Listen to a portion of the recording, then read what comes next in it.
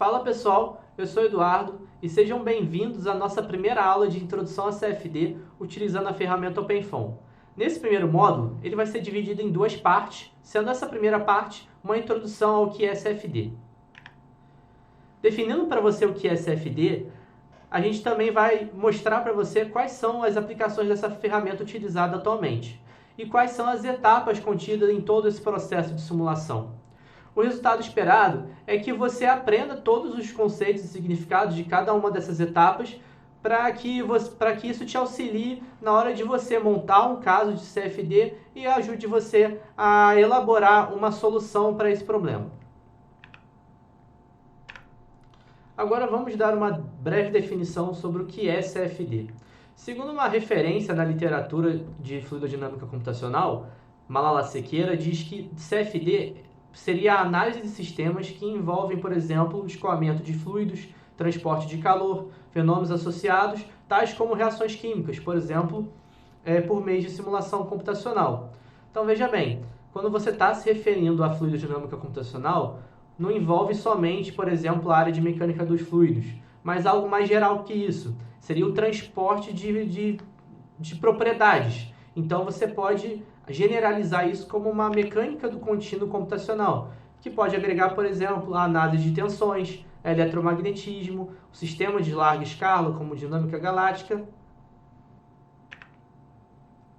Agora, dando um breve contexto histórico do que é CFD, a indústria aeroespacial foi a primeira a utilizar essa metodologia, sendo em 60 os primeiros desenvolvimentos dessa técnica, em 70 os primeiros casos de sucesso utilizando a aplicação do CFD, em 80 foi criada uma indústria de serviços baseados nessa metodologia. E em 90 ocorreu o início da expansão do CFD não só para a indústria aeroespacial, mas também como automotiva, geração de energia, de resfriamentos eletrônicos e processos químicos. E foi em 2000 que foi considerado um marco, pois foi nesse período que ocorreu um grande aumento no poder computacional. E isso tornou possível para o CFD solucionar problemas mais complexos, como, por exemplo, escoamentos multifásicos, escoamentos reativos, de combustão, fenômenos eletrocinéticos e diversos outros que agregam a mecânica do contínuo. Agora vamos falar sobre algumas aplicações do CFD. Na engenharia aeroespacial, o Airbus 380 em 2000 foi considerada a primeira aeronave comercial com design aerodinâmico totalmente baseado em um modelo de computador. Então, pare para pensar em como os custos para um projeto de uma aeronave diminuiu, pois você já tem um modelo de computador que já deve ter sido validado antes. Então, você vai realizar um projeto para uma aeronave e você já vai utilizar modelos empíricos que estão implementados nesse teu simulador e você vai desenvolver um novo projeto a partir dele. E com esse projeto final modelado no computador, aí sim você vai validar ele experimentalmente, mas apenas para confirmar aquilo que você já tem esperado no teu modelo computacional. O CFD ele também pode ser utilizado para o projeto do conforto técnico interno da aeronave e também pode ser utilizado para análise de fluidodinâmica em escoamento externo. Essa é uma modelagem considerada simples, com condições de contorno bem controladas e parâmetros de projeto de fácil obtenção, como por exemplo os coeficientes de arrasto e sustentação. Então, para você estudar a estabilidade de uma aeronave, com certeza, hoje em dia é praticamente obrigatório você fazer uma análise de fluidodinâmica computacional para você obter os resultados computacionalmente desses valores, desses componentes de forças que atuam nessa aeronave, e aí sim você vai validar ele experimentalmente. E existe uma modelagem física mais complexa, que envolve a parte de combustão e de propulsores de foguetes, por exemplo. Essa é uma modelagem bem complexa, pois ela envolve reações químicas, que transforma um sólido em gases, envolve escoamentos supersônicos totalmente turbulentos. Então, realmente, essa é uma análise um pouco mais complexa dentro desse ramo. Na engenharia mecânica e automotiva, as aplicações são similares, pois você vai fazer a aerodinâmica externa, você vai fazer a análise das componentes que atuam nesse carro, como o arrasto e a sustentação, vai elaborar também a estabilidade do escoamento e ruído aerodinâmico. Aí tem um pouquinho diferente, que seria a simulação do motor com câmaras de combustão, e você vai realizar também a simulação relacionada a conforto térmico interno dos passageiros. Existe aplicação também na engenharia biomédica, em que você pode fazer avaliações cardiovasculares e pulmonares, análise de falhas em cirurgias, simulação de fixação de componentes ortopédicos, utilizando análise de tensões e diversas outras aplicações. Na engenharia química, são muitas aplicações para o CFD. Existem, por exemplo, a operação de separação ou mistura, troca de calor e massa, processos de refino e reatores, escoamentos multifásicos, válvulas, sendo um pouco mais específico também, no setor de óleo e gás também, o CFD está sendo muito bem empregado. Agora a gente vai falar um pouquinho sobre os estágios que compõem uma simulação CFD. Numa visão geral, ela começa com uma definição do teu problema, seguido de uma construção do teu desenho computacional, a geração da malha a partir desse desenho computacional, e aí você vai realizar a configuração física e matemática através de discretizações numéricas que melhor compõem uma determinada física, e logo em seguida você vai aplicar o solucionador nesse teu caso. E em seguida, você vai pós-processar esses resultados que você obteve da tua simulação. Agora vamos falar sobre cada etapa. Quanto à definição do problema, vamos pegar como exemplo, a gente quer resolver um caso para determinar as forças que compõem um perfil de uma asa. Então, existem algumas perguntas para a tua definição do problema. Então, qual seria a região de interesse? Bom, no caso da região do perfil da asa, seria uma região externa, uma caixa externa, e seria possível isolar essa região de interesse no sistema completo? Sim, seria, pois você pega uma região suficientemente considerável para que as paredes desse teu domínio não influenciem nas forças que vão atuar nessa tua asa, e existe um modelo matemático adequado para representar esses fenômenos físicos que ocorrem nesse sistema? E aí sim, existe, e aí você vai fazer uma pesquisa mais aprofundada nessa parte. Existem informações sobre as condições de contorno desse problema? Bom, para esse caso de perfil de asa, o que a gente pode definir, por exemplo, seria uma velocidade de entrada nessa caixa desse domínio, que seria, por exemplo, a velocidade do vento. O modelo matemático ele pode ser resolvido numericamente? Então, você tem esse problema do perfil do aerofólio, você consegue sim pegar a equação de Navier-Stokes e fazer uma discretização dela a partir das simplificações que você utilizou para simplificar esse problema. Os resultados eles podem ser obtidos dentro do prazo disponível para o projeto. Então, o que você vai pensar no caso da asa? Eu quero determinar as forças que compõem as forças que atuam nessa asa. Então, basta que eu faça uma simulação estacionária, eu não preciso de nenhuma simulação que dependa do tempo. Então, nesse quesito, eu vou economizar tempo computacional, pois eu vou simular apenas um instante de tempo que vai ser estacionário. Então, sim, nesse ponto você tem que pensar também em como você vai simplificar o teu caso sem que você perca o resultado que você espera no final. Agora, falando um pouquinho sobre a primeira etapa, ela começa a partir da construção da geometria.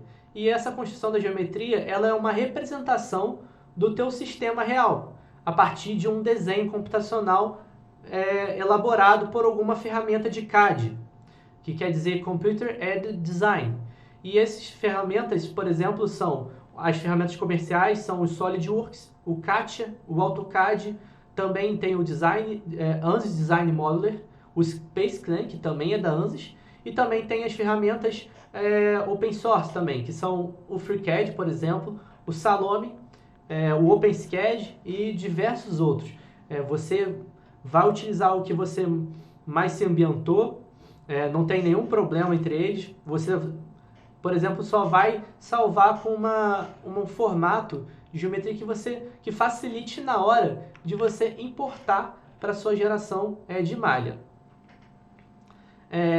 E aí que vem uma observação. A qualidade de uma malha e, consequentemente, da solução do problema de CFD, ela é diretamente dependente também da qualidade da geometria gerada.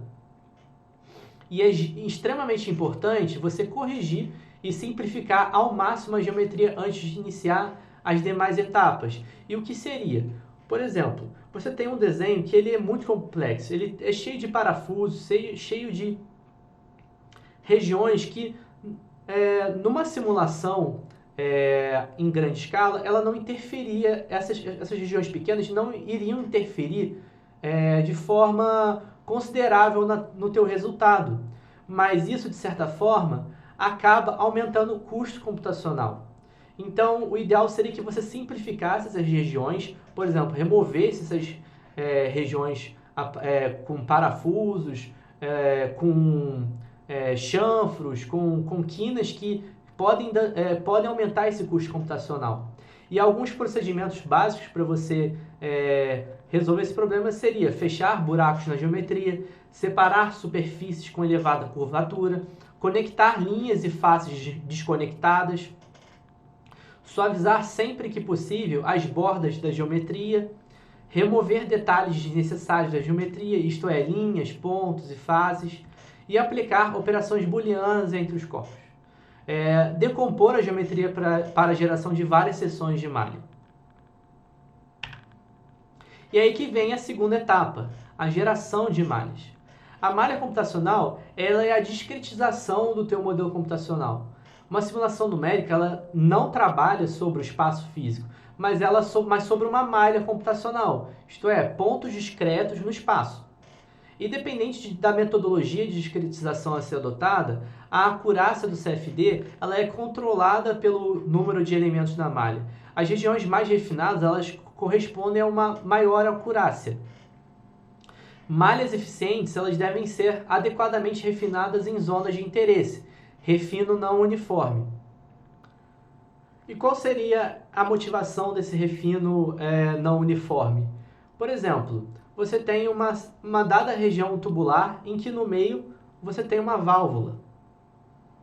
E é claro que a sua região de interesse, pois é a zona mais crítica da tua simulação, é a região da válvula. Então você vai elaborar um refino maior nessa tua válvula, enquanto que nas seções que são apenas tubulares, você pode simplificar a malha, discretizando menos ela, ou seja, tornando o elemento talvez um pouco maior, desde que isso não comprometa no resultado da tua simulação.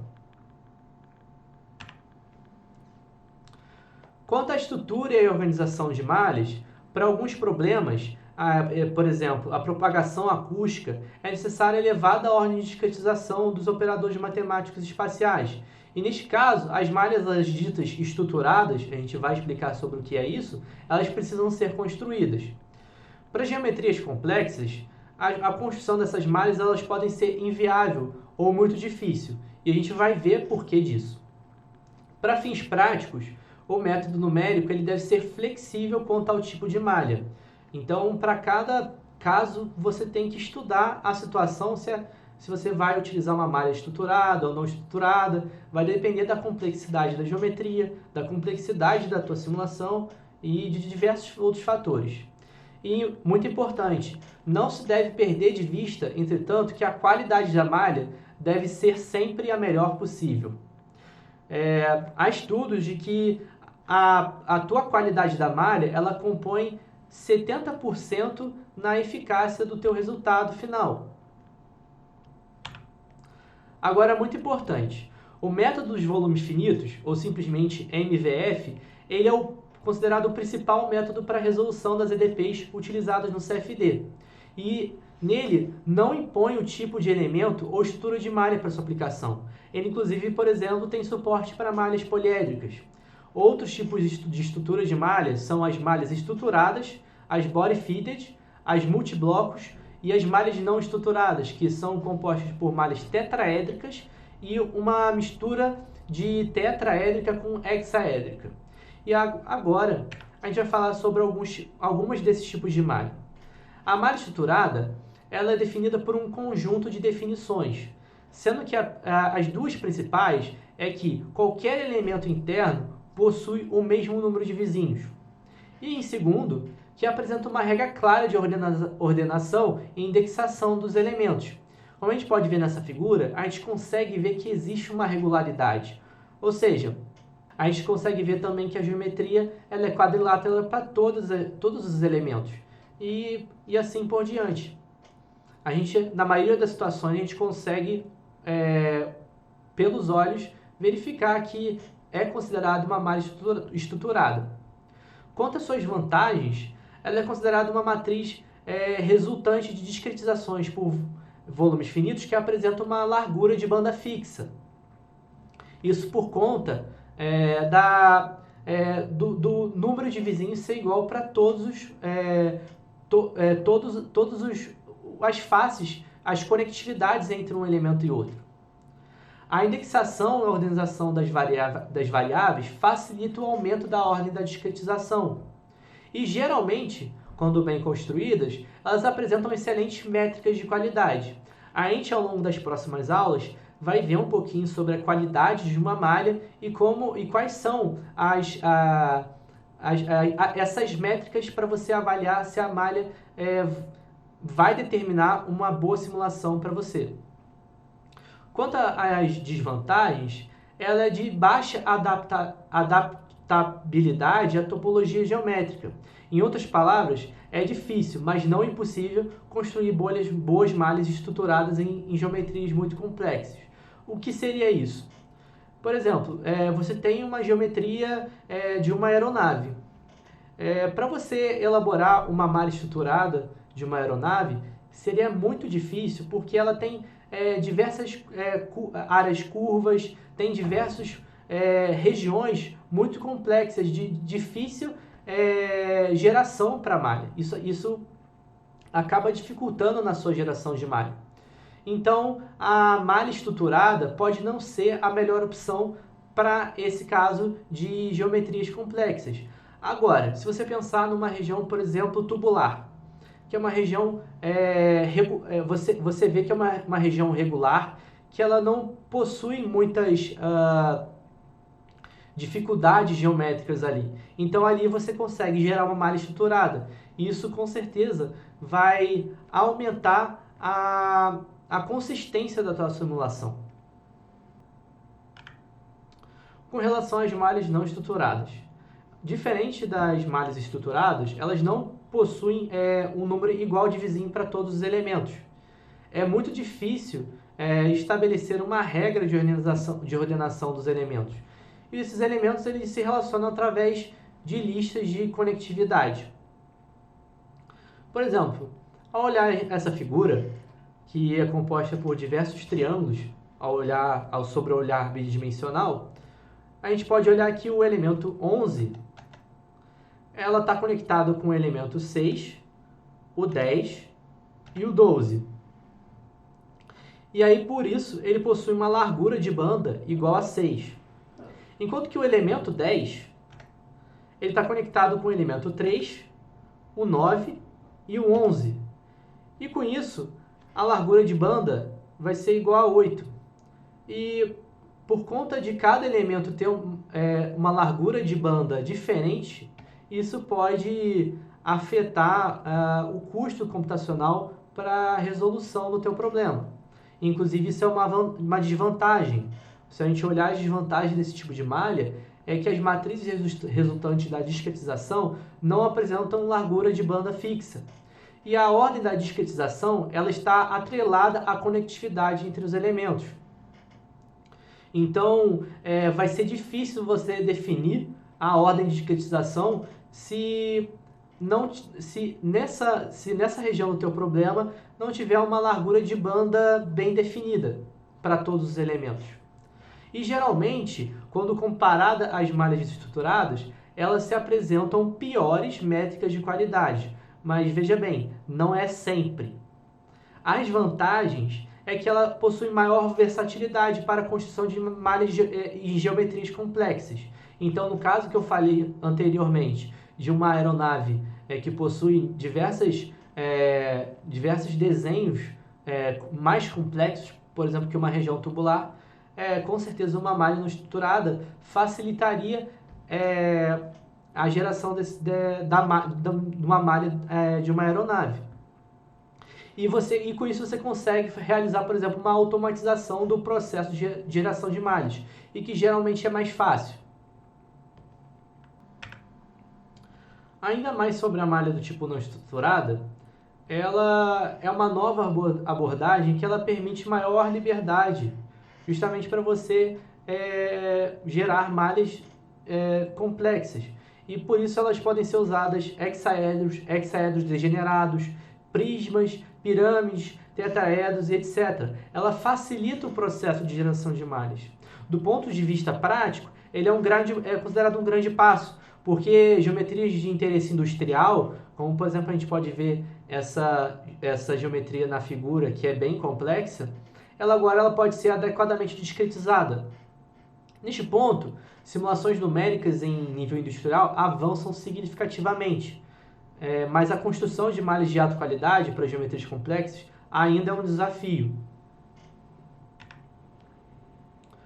Quanto à malha do tipo poliédrica, é uma geração de malha para geometrias complexas que demanda extensiva interação do usuário. O método de volumes finitos não é limitado ao formato de células, por isso que ele tem esse suporte a poliedros. Malhas poliédricas elas são convertidas a partir de malhas tetraédricas ou híbridas, e normalmente elas apresentam menos células por volume. Isso acaba diminuindo o custo computacional do teu problema, melhores métricas de distorção e não ortogonalidade, a gente vai ver sobre isso quando a gente vai falar de malha, e melhor conectividade entre essas células, ou seja, menor largura de banda. Agora vem a terceira etapa da abordagem do CFD. Vamos falar sobre a modelagem físico-matemática e numérica. Voltando ao exemplo do perfil de asa de uma aeronave, a gente vai, por exemplo, ter que definir as propriedades do material, se nele é composto por sólido, fluido ou uma mistura. Nesse caso, o perfil da asa ele é um sólido, mas o que está externamente a ele é o fluido de ar. E aí você vai ter que, por exemplo, verificar qual é a modelagem físico-matemática adequada.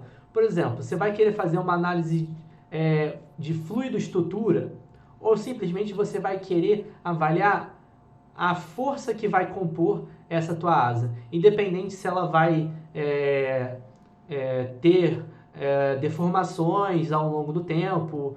E quanto mais físicas você incluir nesse problema, mais custo computacional você vai ter ao longo dessa simulação. Quais são as condições de operação? As condições iniciais de contorno. Isso a gente falou quando a gente também definiu um pouco do nosso problema. Quais são os métodos numéricos utilizados? Quais são os esquemas de integração, de discretização, de interpolação? Então, todos esses métodos numéricos você vai determinar a partir, por exemplo, da velocidade de entrada do escoamento nesse perfil da asa. Você vai verificar se há a necessidade de aplicar um modelo turbulento para essa situação. Para determinada velocidade, como geralmente é alta para um perfil de asa, você vai precisar considerar, por exemplo, um modelo turbulento que vai demandar métodos de discretização de maiores ordens. As configurações dos solvers lineares e os esquemas de monitoramento de resíduos. Isso para você limitar até que ponto a tua simulação vai atingir a acurácia desejada para você. Quanto à seleção e modelagem da físico-matemática adequada, você deve fazer algumas perguntas. Por exemplo, qual é o modelo de turbulência adequado para o seu problema? O escoamento ele vai ser multifásico ou multicomponente? Existem processos de reação em combustão? O escoamento ele é compressível ou incompressível? E qual é a realogia do fluido? Ele é um fluido newtoniano? Quanto mais sim você der para essa pergunta, mais complexa vai ser a tua simulação.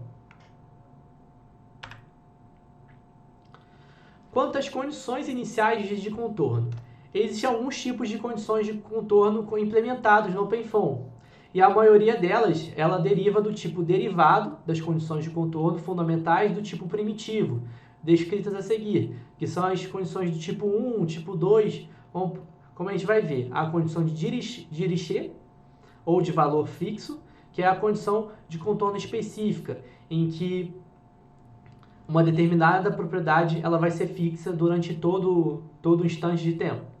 Ou então, uma segunda condição do tipo Newman, ou gradiente, a condição de contorno que especifica, ele fixa um gradiente para uma determinada face. Existe também a condição de Robin, ou a mista, em que você pode aplicar condições fixas e gradientes para diferentes campos em uma mesma face, por exemplo. Você pode, por exemplo, aplicar sobre uma mesma face uma condição fixa de velocidade com um gradiente de pressão fixo também. A condição geométrica e acoplada. Isso pode estar relacionado à condição do plano de simetria, por exemplo, a tua simulação, você vê que a região tubular ela pode ser cortada por uma região de fatia, como se fosse uma fatia de pizza. Então, basta eu ter apenas uma seção daquela região tubular que eu vou conseguir garantir a solução para toda a região tridimensional. Ou então, quando eu tenho, por exemplo, uma parede em que eu quero avaliar a temperatura. E dependendo da condição de contorno, eu posso cortar essa parede ao meio e determinar um gradiente nulo ali, em que eu vou considerar também que aquela região ela vai ser simétrica. Existem as condições cíclicas e periódicas, que nesse caso eles servem para você acoplar células adjacentes ao contorno, as células adjacentes ao outro contorno. Para que isso facilita? Isso facilita na hora de você, por exemplo, você tem duas regiões na tua malha em que a conectividade entre essas células não se encaixa muito bem. Na hora que você gerou a tua malha, a conectividade ela não está muito eficaz. Então, o que você acaba aplicando essa condição cíclica para que você tenha uma certa conexão, que ela vai ser acoplada, e ela não precisa, essas células elas não precisam estar 100% alinhadas, que isso numa condição de malha seria péssima qualidade para a tua malha. E existe uma situação também que você quer, por exemplo, em uma determinada região do teu domínio, você quer movimentar uma parte dessa tua malha. Então, a geometria cíclica ela vai atuar para que você consiga acoplar essas faces. Quanto ao processo numérico do CFD, a sua solução ela parte de uma condição inicial que é fisicamente consistente, quando está se tratando de um caso transiente, ou de um chute inicial, quando está se referindo a um caso do tipo estacionário. O processo de discretização no tempo e no espaço, ela parte de uma equação contínua que é convertida em uma equação do tipo discreta, e a partir dessas equações discretas, essas equações são alocadas nas variáveis da tua malha computacional. A evolução no tempo e a propagação da informação na malha, ela parte da influência da tua condição inicial de contorno. A solução do sistema linear, que são equações discretizadas, elas partem do seguinte fluxograma. Ela obtém-se as equações diferenciais parciais, que é uma função contínua para todo o domínio, e aí você discretiza ela através de algum método, por exemplo, pode ser o método de diferenças finitas, de elementos finitos, de volumes finitos, ou métodos espectrais. Você tem um sistema de equações algébricas, quando você tem essa malha desenvolvida a partir desse método, que é um número finito de valores discretos nodais. E aí você tem o solver das matrizes, que vai ser a partir de algum método. Pode ser o Gauss-Seidel, AMG, CG. E aí você tem a solução numérica. Quando a sua solução numérica atingiu um grau de convergência, ou seja, um grau de consistência, você parte para o próximo passo de tempo, se essa solução for do caso transiente. Quanto ao método de CFD utilizado nesse curso no OpenFOAM, ele vai ser o método de volumes finitos, ou simplesmente FVM na sua sigla em inglês. E ela parte das seguintes etapas: a definição da equação de transporte genérica ou equação de continuidade. A gente tem essa equação que ela é integrada dos dois lados pelo volume, e o termo advectivo, por exemplo, é aplicado ao teorema de Gauss. Com isso, o processo de integração ele vai ser discretizado, que necessariamente a sua ordem de acurácia é de segunda ordem. E também existe o processo de discretização dos operadores matemáticos, como, por exemplo, o operador gradiente, o operador divergente, e são exemplos de discretizações. E, por fim, o processo de solução do sistema linear resultante, que tem essa cara do tipo de matriz AX igual a B. Agora, tem-se a quarta etapa, que é o solver, ou o solucionador. É ele que, após a completa configuração do caso na etapa 3, executa-se o solver, compilado em uma linguagem de máquina, no caso do OpenFOAM, para realizar os devidos cálculos numéricos. O processo da solução ele é acompanhado via uma análise de resíduos numéricos de cada iteração. Os resíduos numéricos, no caso, ele é uma forma de você acompanhar como está o resultado, como está caminhando o seu resultado. O resíduo ele é a comparação entre a solução da iteração atual e a iteração anterior. E quanto menor for esse resíduo e mais estável for, é porque ele está garantindo que a sua solução está convergindo. Curvas de resíduo numérico por interação, se o problema for estacionário, ou por passo de tempo, se o problema for transiente, são artifícios comumente usados para esse fim. Esse é um exemplo de um log gerado em tempo de processamento por um executável no CFD. No caso, esse é o OpenFOAM. E aí a gente está vendo o time 40, e aí nele, ele sempre, em todo tempo, ele vai te responder, por exemplo, o número de Courant, a gente vai aprender o que é isso ao longo do tempo, o resíduo inicial, o resíduo final, ao final dessa iteração, e aí, sempre ao final dessa simulação, ele vai dar o execution time, o tempo de execução dessa simulação. E ao lado, a gente tem uma figura, no caso do exemplo de uma curva de redução de resíduo numérico para um caso estacionário. Perceba que a gente tem as velocidades o x, o y aqui e p. Quando o resíduo ele atingir um momento estagnado, repare que ele atingiu uma situação que ele não consegue diminuir esse resíduo. Então não tem como você, para esse caso, inserir um resíduo menor que esse, pois então a tua solução não seria convergida. Então, no caso, o teu resíduo inicial sempre tem que ser um pouco maior, ou simplesmente o valor que convergiu aqui. E aí, obtendo esses resultados, aí vem o pós-processamento. O pós-processamento são variáveis calculadas ponto a ponto sobre superfícies ou volumes. Cálculos de variáveis correlatas como gradientes, vorticidades, fluxos e etc. E a gente pode utilizar também uma visualização estática ou animada, que pode ser através de gráficos 2D simples, gráficos de contorno 2D, 3D, gráficos vetoriais de linhas de corrente, partículas. A gente consegue visualizar a malha e os campos associados de cada propriedade. E baseado nesses resultados, a gente deve considerar as revisões, por exemplo, na malha, na modelagem e no métodos numéricos. Seria necessário, por exemplo, refazer a simulação utilizando outro método numérico? Ou então, refinando a malha, a gente vai obter melhores resultados?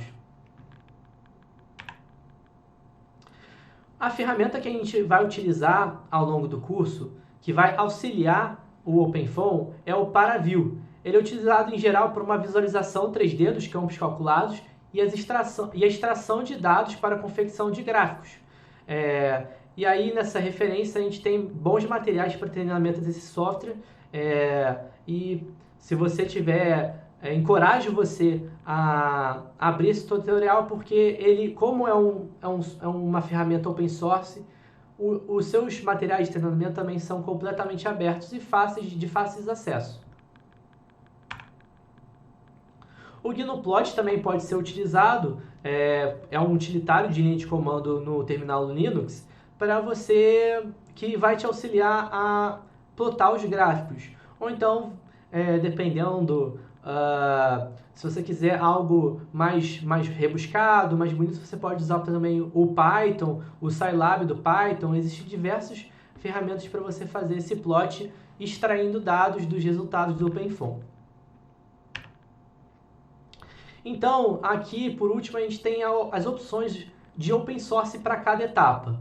E aí eu vou mencionar algumas, inclusive, que eu já utilizei e que com certeza vão ser importantes. Se você trilhar o caminho do CFD, com certeza você vai passar por algumas dessas ferramentas. Quanto à geometria, eu recomendo bastante o Salome, pois ele é uma ferramenta de fácil acesso, você consegue aprender rapidamente a utilizar esse software, e ele é utilizado tanto para CAD quanto para malha. Então você, no mesmo lugar, você vai desenhar, ele é totalmente interativo, ele tem interface gráfica, você consegue desenhar a sua geometria e no final ele é um ótimo malhador também.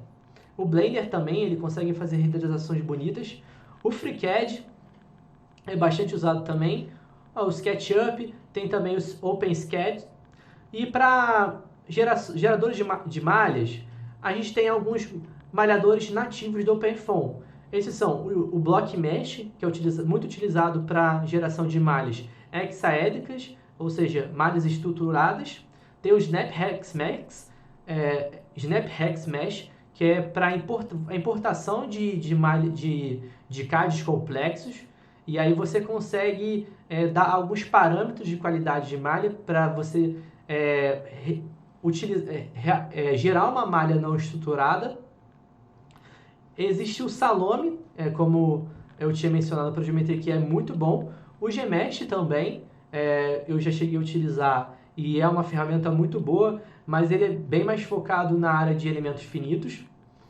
O CFMesh é um pouco similar à estratégia do SnapHexMesh, em questão de você importar uma malha complexa e a partir dessa importação você dá alguns parâmetros de qualidade para fazer a geração dessa malha. E para resolução do solver, tem-se o próprio OpenFOAM, pode ter o Code Saturn, alguns outros aqui também, ferramentas de pós-processamento, tem como mencionado, o Paraview, o Gnuplot, o Scilab, o próprio Python, o R para casos específicos, e em casos de open source é bem variado mesmo. E isso é muito bacana, porque você consegue realizar um trabalho de excelente qualidade utilizando ferramentas de licença aberta. Então, essas foram as referências, que apenas me baseei nessa referência do Malala Sequeira. E o resumo dessa aula foi: a gente definiu o conceito de CFD, as suas aplicações, elaboramos uma rotina para a simulação de CFD, e também apresentamos algumas ferramentas de CAD, de geração de malhas e pós-processamento dos casos, alguns tipos de malha, e conceitos básicos dos métodos numéricos utilizados no CFD. E espero que vocês tenham gostado dessa aula. Nos vemos na parte 2 do curso, em que a gente vai dar uma introdução ao terminal Linux e algumas ferramentas importantes desse sistema operacional, junto com o auxílio da instalação do OpenFOAM. Então, até a próxima aula, galera. Valeu!